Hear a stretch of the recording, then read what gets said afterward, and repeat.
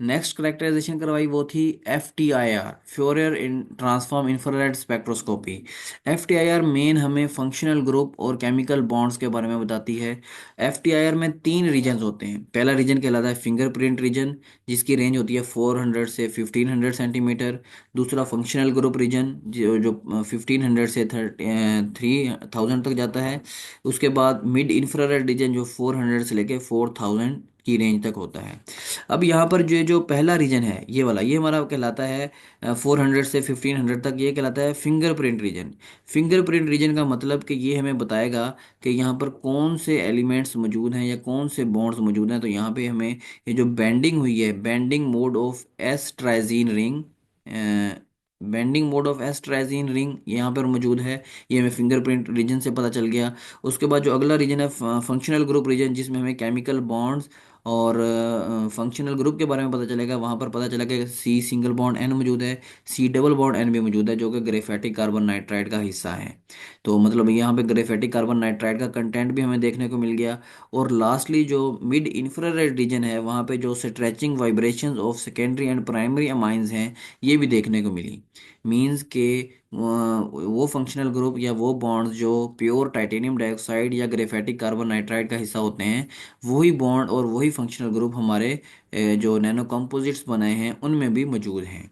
तो FTIR से main हमें फंक्शनल ग्रुप और केमिकल बॉन्ड्स की इंफॉर्मेशन मिली। उसके बाद जो नेक्स्ट करेक्टराइजेशन करवाई गई वो थी जीटा पोटेंशियल।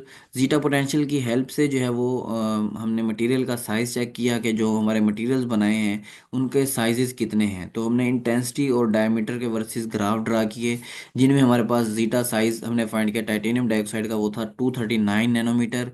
और जो ग्रेफेटिक कार्बन नाइट्राइड का है वो है 809 नैनोमीटर। और जैसे जैसे हमने डोपिंग करवाई 10%, 20%, 30%, 40% एंड 50%, जैसे जैसे डोपिंग बढ़ाते गए, जो नैनो मटेरियल के साइजेस थे वो भी बढ़ते गए। ठीक है, तो ये जो हमारे नैनो मटेरियल के साइजेस हैं उनके बारे में वो कहते हैं कि the zeta size values are essential for understanding the behaviour of these materials in colloidal suspension, as they can influence the dispersion, stability and interaction of nano particles in various application such as catalysis, photo catalysis and nano composite fabrication.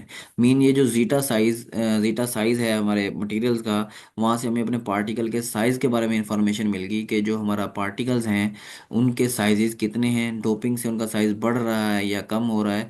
तो ये तमाम findings हमें यहाँ पर देखने को मिल गई कि जैसे जैसे हम डोपिंग बढ़ा रहे हैं, हमारे मटेरियल का साइज़ भी जो है वो इंक्रीज कर रहा है। उसके बाद जो नेक्स्ट करेक्टराइजेशन करवाई वो थी UV visible spectroscopy. UV visible spectroscopy हमें बताती है कि हमारा मटेरियल कितना अच्छा जो है वो लाइट को ऑब्जॉर्व करता है। तो वहाँ पर हमने ग्राफ ड्रा किए अब्जॉर्बेंस और वेवलेंथ के दरमियान, अब्जॉर्बेंस और वेवलेंथ के दरमियान।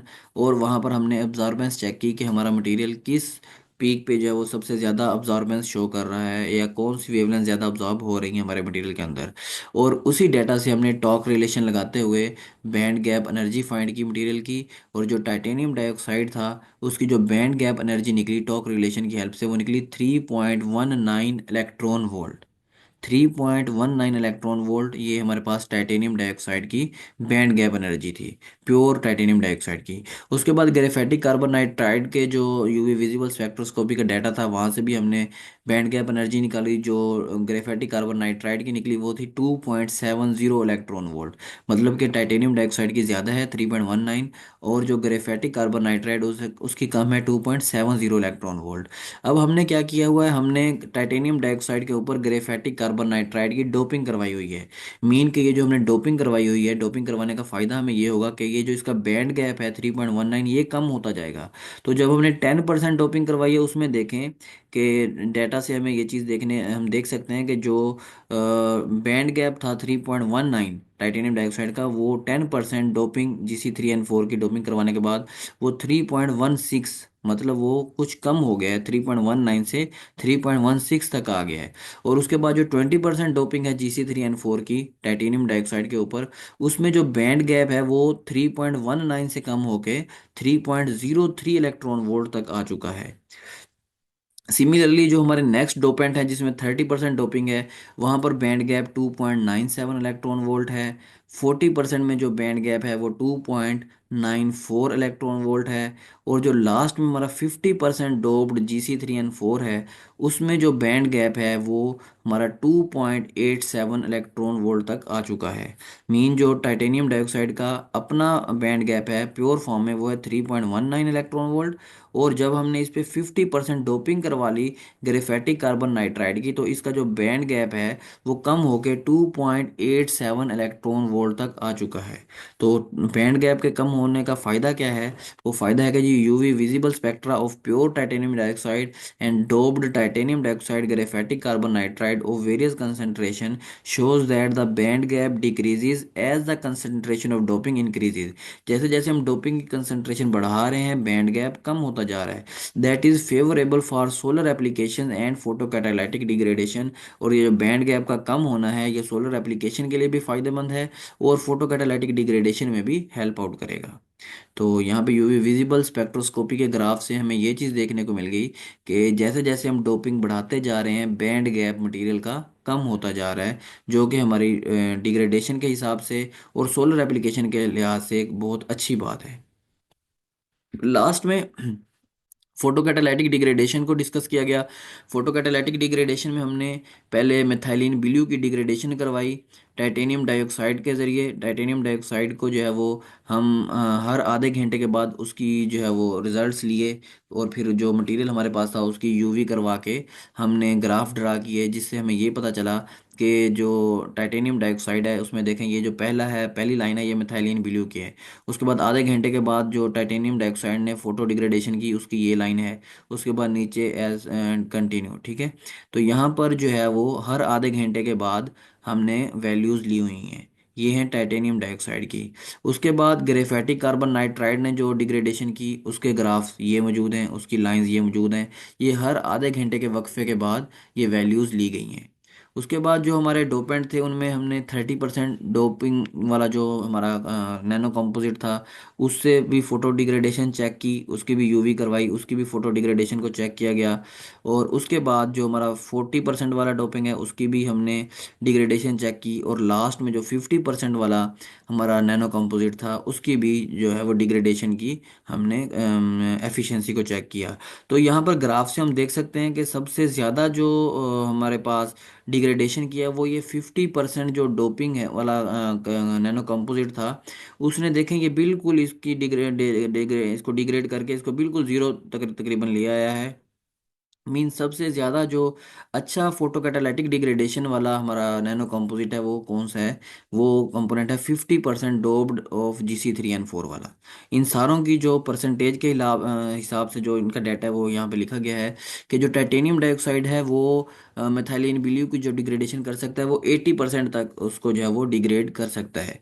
और जो ग्रेफेटिक कार्बन नाइट्राइड है वो भी प्योर फॉर्म में 59% तक मेथाइलिन ब्लू को डिग्रेडेशन उसकी कर सकता है। जो 30% वाला नैनो कंपोजिट हमने बनाया उसकी जो डिग्रेडेशन की परसेंटेज थी वो 65% है। 40% वाले की 54 है। और जो सबसे अच्छा और एफिशिएंट फोटो डिग्रेडेशन मटेरियल हमारा बना वो था 50% doped graphitic carbon nitride titanium dioxide वाला नैनो कंपोजिट, जिसकी जो एफिशिएंसी है वो है 93%। मीन प्योर जो टाइटेनियम डाइऑक्साइड है वो मटेरियल को डिग्रेडे मेथाइलिन ब्लू को डिग्रेड कर सकता है 80% तक। और जो हमने 50% वाला डोप्ड मटेरियल बनाया है वो 93% तक जो है वो मिथाइलिन ब्लू को डिग्रेड कर सकता है। तो इट मीन्स कि हमें क्या कंक्लूजन मिला? हमें हमें कंक्लूजन मिला कि 50% doped titanium dioxide graphitic carbonitride is prove to be the best nano composite for dye degradation as compare to other nano composites. जो हमने दूसरे नैनो कंपोजिट्स बनाए 20%, 30%, 40%, उन तमाम से जो 50% वाला डोप्ड नैनो कंपोजिट था उसकी एफिशिएंसी बहुत अच्छी है मटेरियल को डिग्रेड करने की।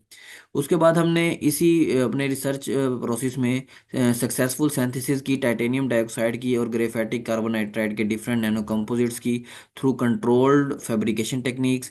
comprehensive characterization confirmed the integration of titanium dioxide and graphitic carbonitride with desired structural and morphological attributes। जो उनकी desired structure या morphological attributes थी वो भी हमें देखने को मिली। और ये हमें कैसे पता चली? हमारी जो comprehensive characterizations हमने करवाई वहां से हमें ये तमाम चीज़ें देखने को मिल गई। Photocatalytic activity experiments demonstrated enhanced dye degradation efficiency compared to individual titanium dioxide and graphitic carbon nitride photocatalyst। वो कहता है कि जो हमारे पास जो इंडिविजुअल टाइटेनियम डाइऑक्साइड है या ग्रेफाइटिक कार्बन नाइट्राइड है, उनके कंपैरिजन में जो हमने ये डोप्ड मटेरियल बनाए थे, जो हमने नैनो कंपोजिट बनाए थे, उनकी फोटोकैटालाइटिक एक्टिविटी ज़्यादा अच्छी है। वो ज़्यादा अच्छे से मटेरियल को डिग्रेड कर सकते हैं as compare to individual titanium dioxide and graphitic carbon nitride. Last में हमारे पास research outcomes contribute to the advancement of sustainable nano materials for waste water treatment and environmental protection. Mean ये जो हमारे मटेरियल हैं ये वेस्ट वाटर ट्रीटमेंट में भी यूज़ हो सकते हैं और इन्वायरमेंटल प्रोटेक्शन, इन्वायरमेंट को पोल्यूट होने से भी बचा सकते हैं। तो ये तमाम तर बातें मेरे जो रिसर्च वर्क था उससे रिलेटेड थी। मैंने रिसर्च वर्क कैसे की, कैसे मटेरियल बनाए और उन मटेरियल की क्या फाइंडिंग्स थी, क्या कंक्लूजन थी, वो तमाम मैंने अपनी तरफ से जो प्रेजेंट कर दिया। If you have any question you can may ask me please. Thank you so much. Allah हाफिज़।